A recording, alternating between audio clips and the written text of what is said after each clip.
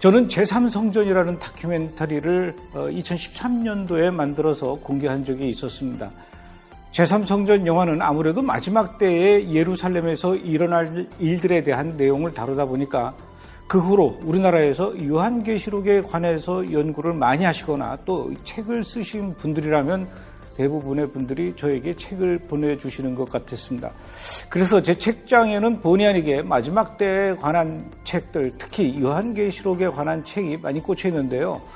너무 많아서 그럴까요? 오히려 그런 책에는 손이 잘 가지가 않더라고요. 그런데 최근에 어떤 목사님께서 쓰신 요한계시록에 관한 내용으로 오늘의 좌표를 보여주는 요한계시록 1 해놓고 이제 제목이 마지막 주자들 이라는 1권, 약속의 성취를 보여주는 요한계시록 2, 내 백성아 거기서 나오라, 이런 제목의 책이 새로 나와서 저에게 선물로 주셨습니다.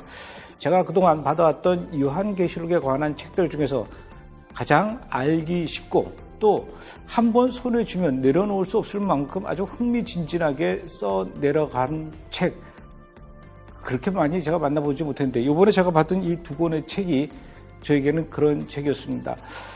단 며칠 만에 뚝딱 읽을 수 있을 정도로 아주 눈에 띄고 아주 흥미진진한 책이었는데요. 이 책을 쓰신 분이 이미 유튜브에서 왕의 정원이라는 채널 이름으로 요한계시록 강의를 오랫동안 해오신 분이십니다. 바로 최진숙 목사님이신데요. 오늘은 최진숙 목사님과 마지막 때에 관한 이야기들, 요한계시록에 관한 이야기를 좀 깊게 나눠보도록 하겠습니다. 아주 흥미로운 시간이 될 것 같아요.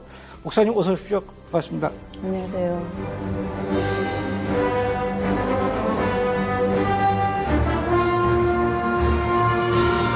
목사님 저한테 이 책을 보내주셨는데 마지막 주자들 누굴 얘기하는 겁니까? 우리 얘기하는 겁니까? 네, 저희를 포함해서 이제 특별히 이제 마지막 때 마지막 메시지를 선포할 하나님의 종들이 또 주 타겟일 수 있습니다. 그리고 또 2편에는 내 백성아 거기서 나오라, 이렇게 책 제목이 있는데 거기는 어디예요? 어디서 나오라는 겁니까? 바벨론이죠. 아하, 예. 그렇구나. 그럼 목사님께서는 이 성경책 중에서 창세기서부터 요한계시록까지 그 많은 내용들 중에서 특별히 하필이면 왜 요한계시록에 이렇게 깊은 관심을 갖고 강의를 하시게 됐습니까? 한 10여 년 전에 저희 교회 성도 중에 한 사람이 그 신천지 교육을 받고 신천지에 이렇게 빠진 그런 일이 있었어요. 그래서 이제 그때 초저녁쯤에 이렇게 찾아가서 밤새도록 그 다음날 새벽까지 한 7, 8시간 정도 얘기한 것 같아요. 근데 아무리 얘기를 해도 이미 이제 3개월 교육을 받아가지고 전혀 이렇게 먹혀들지 않더라고요. 그래서 이제 그날 교회에 와가지고 이제 대성통곡을 하면서 하나님, 제가 요한계시록을 하겠습니다. 저를 도와주십시오. 이제 그렇게 기도를 하고 이제 시작하게 됐습니다. 근데 이제 나중에 이렇게 이제 시간이 지나면서 보니까 하나님께서 나에게 엔타임에 대한 그런 부르심을 주셨구나, 이제 그런 것을 깨닫게 됐죠. 제가 신천지 사람들을 만나본 적이 없기 때문에 잘 모르겠는데 그분들이 얘기할 때 이 엔타임, 요한계시록 이 얘기를 많이 하나 보죠? 신천지에서 사용하고 있는 그 교재 이름이 요한계시록의 실상이에요. 아하. 예, 그래서 이제 그것을 교재로 해서 이제 사람들을 이제 현혹하기 때문에 이제 요한계시록을 하기로 그렇게 결정했죠. 우리 기독교인들은 또 의외로 요한계시록에 대해서 많이 취약하잖아요. 그렇죠. 예. 그러니까 이단에 속한 그런 사람들이 요한계시록을 워낙에 이제 이렇게 남용을 했죠. 예. 그래서 특히 이제 잘못된 그런 재림신앙 이런 것들 때문에 실제로 이제 그리스도인들 교회에서는 오히려 이제 요한계시록을 굉장히 이제 멀리하게 되고 이것을 잘못 알면 굉장히 위험하다라고 그렇게 생각하면서 이 요한계시록이 굉장히 무시를 당하는 이제 그런 상황에 있었죠. 기성교단에서, 기독교 교단에서 요한계시록에 대해서 이렇게 잘 접근하지 않았던 것은 그만큼 또 어려워서 그런 거 아닙니까? 거기서 얘기하는 것들이 어떤 상징적인 거라든가 또 이미지라든가 이런 것들을 잘못 해석하게 되면 신천지 같은 이단이 나오는 거기 때문에 그거 어떻게 해야 됩니까? 그러면 그 목사님께서는 신천지에서 연구하는 요한계시록 실상이라는 그 교재 말고 또 다른 거를 가지고 이렇게 공부를 하셔야 되는 겁니까? 아니면 어디 가서 배우는 겁니까? 어떻게 하셨어요? 저는 이제 그 성경 자체에서 그 본문을 텍스트로 해서 여기에 충실한 그런 이제 해석을 하려고 노력을 했고, 처음에 시작할 때부터 어떤 뭐 신학적인 그런 편견이라든가 어떤 신학적인 견해 혹은 뭐 무슨 설 뭐 이런 것들, 그리고 이제 뭐 선지식 이런 것들이 이제 개입하지 않은 상태에서 순수하게 말씀 자체만을 가지고 이제 하겠다라고 그렇게 이제 생각을 하고 출발을 했거든요. 아무래도 이게 이제 묵시 문헌이기 때문에 뭐 상징, 비유, 뭐 이런 이미지로 그 표현된 것들이 굉장히 많은데, 이것들이 우리가 그 성경을 잘 알게 되면 그렇게 어려운 건 아니에요. 왜냐하면 이제 이런 상징들이 구약적인 방대한 그 배경을 가지고 기록된 것이기 때문에 충분히 이 뭐 상징이라든가 비유, 뭐 이미지에 대한 그런 해석들을 성경적으로 해석할 수 있는 게 가능하거든요. 네. 그러니까 성경에 답이 다 있다라고 그렇게 볼 수 있습니다. 예. 근데 이제 목사님께서는 다른 어떤 그 가이드북이라든가 해설서라든가 이런 거를 참고하지 않고 오직 성경만 보고 진리를 찾으려고 했는데, 그렇게 해서 연구한 결과로 강의도 하시고 책도 쓰신 거란 말입니다. 책이 나오고 난 뒤에 보니까 나중에 보니까 이분의 그 이 신학적 해석이 나하고 결국은 똑같구나, 이런 거를 느껴본 적도 있으시죠? 예. 데니얼 저스터 박사님의 그 책 6월절에 관련된 그 책이 계시록을 여는 6월절. 예. 그 책을 보면서 제가 이제 그 강의를 하고자 이제 준비했던 강의안들, 이것들의 그 관점과 굉장히 유사한 것들, 일치하는 것들이 굉장히 많아서 저는 이제 책으로 그분을 만나고 그분을 통해서 이렇게 격려를 받으면서 이분도 이렇게 해석을 하시는구나라고 하면서 이제 저도 이렇게 자신감을 가지고 이제 그렇게 하게 됐죠. 예. 그러니까 데니엘 저스터 목사님은 그 아주 메시아닉주로서도 굉장히 명망 있는 그런 그 학자신데, 그 학자가 얘기하는 요한계시록과 목사님께서 얘기하시는 요한계시록 같은 수준이다, 이렇게 봐도 되는 거죠. 그렇게. 근데 요한계시록은 읽는 사람마다, 또 연구하는 사람마다, 들여다보는 사람마다 또 나름대로 그렇게 해석을 다 다르게 하는 부분들이 있어요.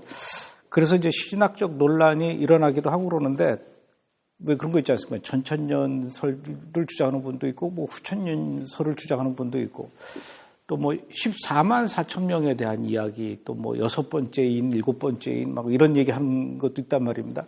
목사님 보시기에 그 요한계시록에서 나오는 이야기 중에 가장 신학적 논란이 많이 일어나는 부분, 어느 부분인 것 같아요? 신학적인 논란이 있는 부분들은 이제 방금 말씀하신 그런 부분들도 있고, 뭐 그 부활이나 예수님의 재림, 이것이 뭐 환난 전이냐, 중간이냐, 후냐. 휴거 얘기할 때도 그런 얘기죠.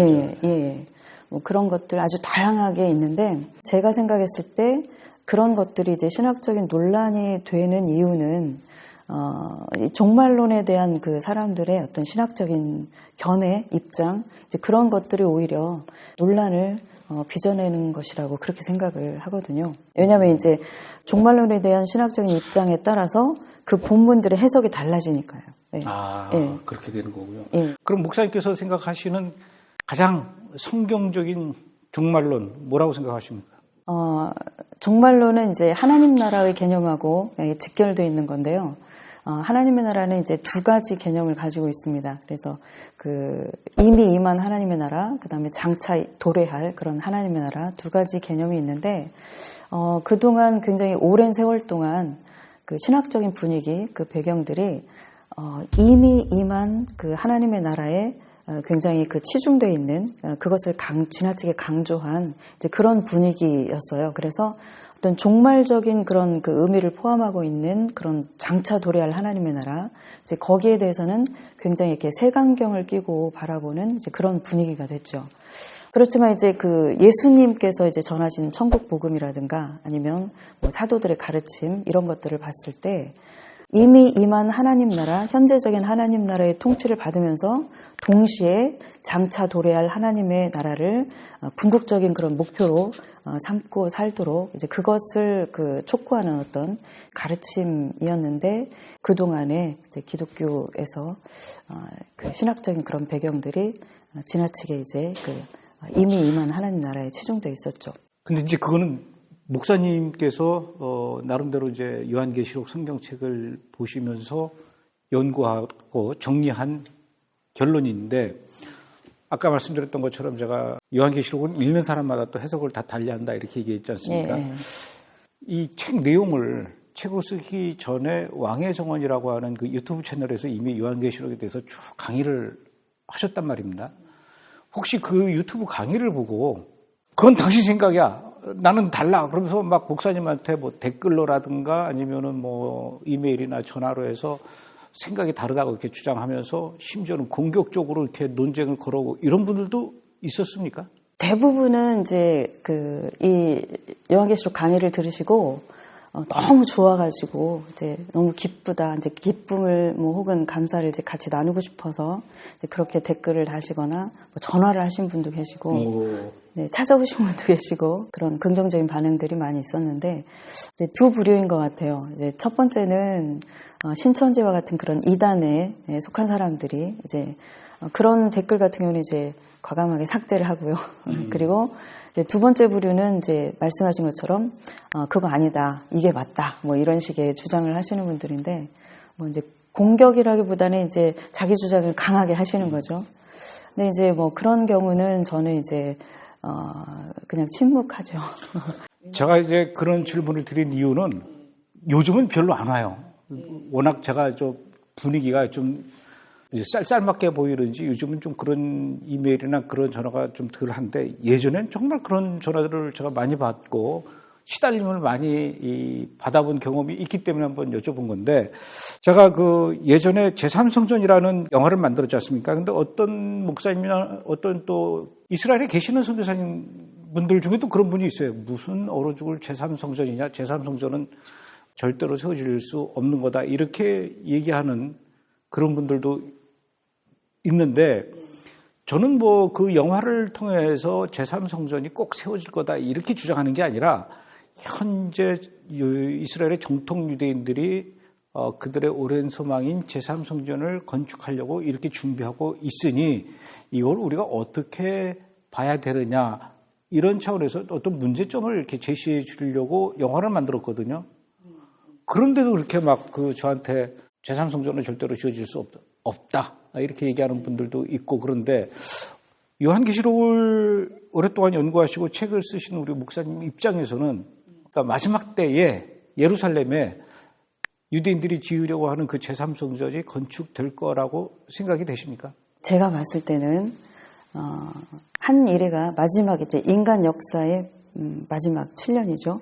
그 한 일회가 시작될 때 성전이 지어지면서 시작이 될 것이라고 그렇게 이제 저는 바라보고 있습니다. 왜냐하면 이제 먼저 이제 다니엘 9장에 보면 그 마지막 한 일회, 그러니까 요한계시록에서 말하는 7년이 있죠. 1260일과 42달. 이 7년은 사실 그 다니엘에서 얘기하고 있는 그 71회 가운데 이제 마지막 남은 한 일회, 이제 거기에서 온 거거든요. 거기에 보면 그 일회에 많은 사람들과 그가 언약을 맺고 그리고 일회의 절반이 되었을 때 제사와 예물을 금지하고 그리고 포악하고 가증한 것이 선다. 이제 그런 말씀이 있거든요.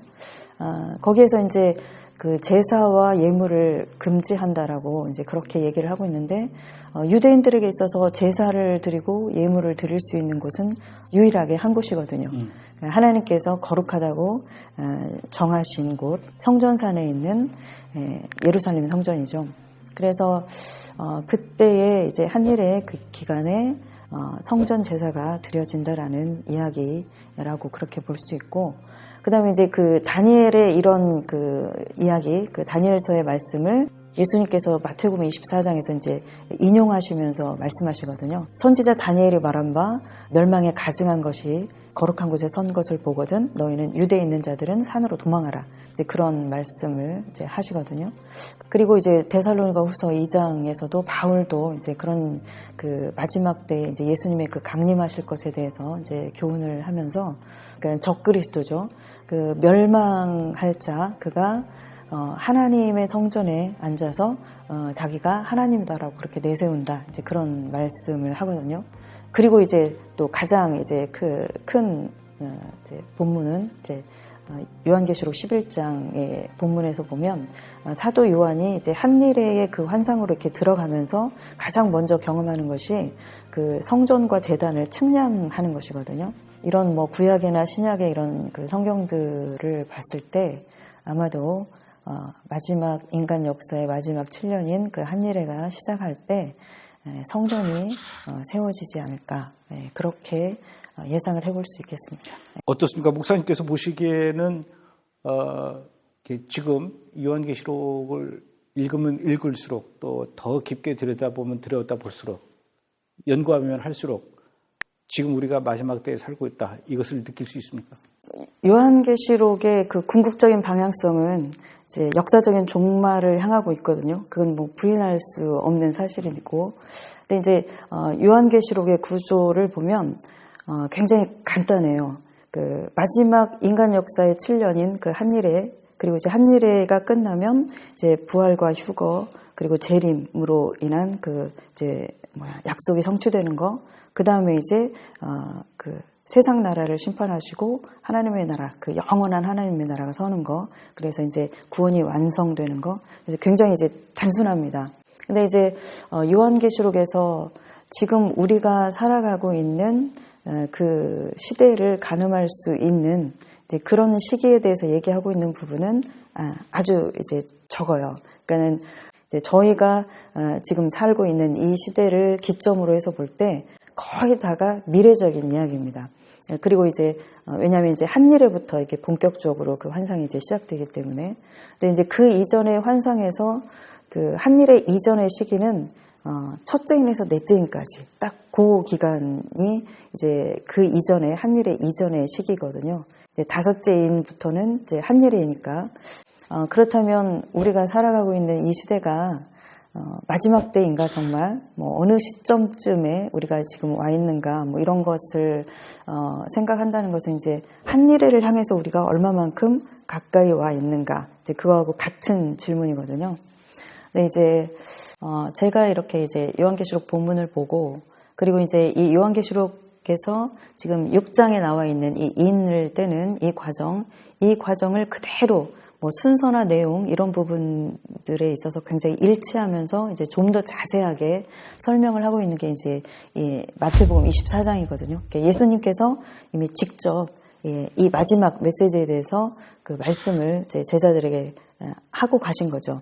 근데 이제 이 마태복음 24장과 그다음에 요한계시록 그 6장에 있는 인을 떼는 내용과 이것을 통틀어서 볼 때 제가 봤을 때는 우리가 사는 이 시대가 이제 넷째 인을 뗐을 때의 그 묘사하고 있는 그 상황들, 정황들, 여기에 우리가 진입한 그 시대를 살아가고 있다, 이제 그렇게 생각을 합니다. 그렇다면 왜 그것을 그렇게 이제 생각하고 바라보는가에 대해서 이제 제 책에 보면은 이제 먼저 읽기라고 해서 그 이제 챕터마다 그 사이사이에 이렇게 이제 삽입을 해서 지금 우리가 살아가고 있는 이 시대의 국제 정세라든가 아니면 뭐 근현대사라든가 뭐 이렇게 과학 기술 분야라든가 아니면 기후 환경 문제, 뭐 정치, 경제 문제 이런 부분들을 이제 다양하게 집어넣어 놨어요. 그래서 이제 그것을 이제 바라보면서 그 성경 본문과 그리고 이 책에서 주는 정보들을 보면서 스스로 우리가 지금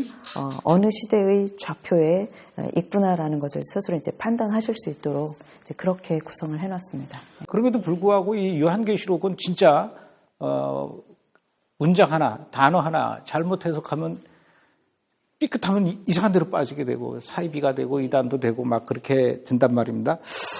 심지어는 우리가 뭐 극단적 시한부 종말론자, 뭐 저보고도 극단적 시한부 종말론자라고 이렇게 잘못 얘기하는 분들도 있지만 우리가 요한계시록을 이해하는데 이런 마음의 준비를 갖고 요한계시록을 읽고 이해하는 게 좋다. 조언을 좀 해주시면 어떤 얘기를 해주시겠습니까? 네, 먼저는 이제 우리에게 주어진 이 성경 자체 본문에 충실한 것이 굉장히 중요하거든요. 그게 가장 중요한 거죠. 네. 본문에 충실해라. 근데 이제 그 본문을 읽을 때 우리가 뭐 신학적인 어떤 그런 편견을 가지고 있거나 어떤 해석을 할 때 해석학적인 어떤 입장을 내가 이미 어떤 것을 선택해서 가지고 있거나 뭐 이미 요한계시록에 대한 그 다양한 이야기들을 들어서 선 지식이 내 안에 있고 그래서 이제 그걸 가지고 투과하면서 이렇게 보려고 하면 이제 본문 그대로 우리가 이제 해석을 할 수가 없거든요. 그래서 가장 중요한 것은 그런 이미 형성된 이제 그런 것들을 내려놓는 게 필요하다. 굉장히 중요합니다. 이제 두 번째는 이제 앞에서 말씀드렸던 것처럼 이제 구약적인 방대한 그런 배경을 가지고 있기 때문에 구약에 대한 이해가 좀 필요하다. 이제 특히 그 예언서들이 주로 이제 그 근거가 되기 때문에 뭐 그 다니엘, 에스겔, 스가랴, 이사야, 뭐 요엘 이런 말씀들 정도는 좀 충분히 소화를 시키는 것이 좀 필요할 것 같습니다. 그리고 이제 세 번째로는 우리가 이제 성경을 볼 때 이게 지금 이제 편지거든요. 그래서 이제 1차 수신자가 있는 거죠. 근데 1차 수신자를 패스하고 이 요한계시록에서 말하고 있는 것들을 지금 현재 내가 살고 있는 어떤 사건, 어떤 인물에 이렇게 바로 이렇게 대입을 해서 뭐 이거는 이 사람이야, 뭐 이거는 이 사건이야, 지금 뭐 일어나고 있는 그거야, 뭐 이렇게 직접 이렇게 그 대응을 해서 상응시켜서 보는 것은 그것은 굉장히 위험하다고 이제 볼 수 있습니다. 그런 경우들이 많이 있어요. 네, 이제 이게 굉장히 중요한 그 개념이 있는데 이제 계시의 중첩성이라는 게 있거든요.